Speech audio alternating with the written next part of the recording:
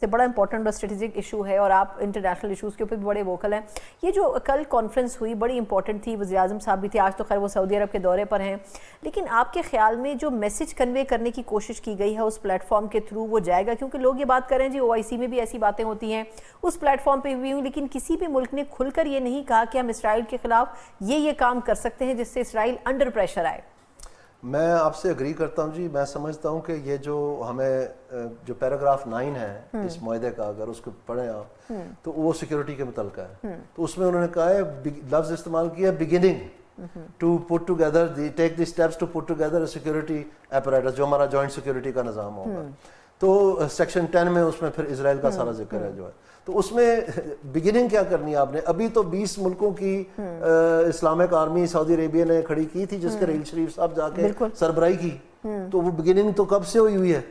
اگلی بات کریں کہ بھئی ان بیچاروں کو آپ ان کا تیل روکیں, آپ ان کے دیگر جو روز مر رہے ہیں وہاں پر بیچارے جو ہیں, اس کا کوئی آپ مشترکہ یہ فیصلہ کریں کہ ان کو UN میں آپ نے چیلنج کرنا ہے, انٹرنیشنل فورا پہ مل کے آپ نے امریکہ کو جا کے بات چیت کرنی ہے کہ جی یہ ہمارا جوائنٹ کمیونکے ہے جس کے اوپر آپ جو ہے نا ان کے اوپر جیسے اور ملکوں نے ان کے آرمامنٹ بند کیے ہیں, انٹرنیشنل کرمنل کورٹ نے نیتنیاہو کو کرمنل ڈکلیئر کیا ہے, جیسے مختلف ممالک نے پیلسٹائن کو ریکگنائز کر لیا ہے. تو یہ آپ کے اوپر بھی انکمبنٹ ہے, کیونکہ انہوں نے ہی تو سارا یہ سلسلہ شروع کیا تھا 2 اسٹیٹ سولوشن والا, امریکہ نے. تو یہی تو بار بار اس کو آگے بڑھاتے رہے ہیں.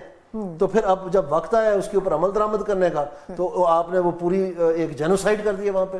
تو یہ بڑی عجیب سی مورل انکمبنسی. تو میرے خیال میں اس طرح کی ان کو چیزیں جو ہیں وہ عملی طور پر لانے چاہیے. جو مختلف انٹرنیشنل کورٹس ہیں ان میں اپنا مقدمہ لے کے جائیں جوائنٹلی, اور اس طرح ایکسرسائزز میں پھر آپ کی جو جوائنٹ ایکشن ہے وہ اور مضبوط ہوتی ہے, پختہ ہوتی ہے اس کو ایکسرسائز کرنے میں. بہت بہت شکریہ دانیال عزیز صاحب.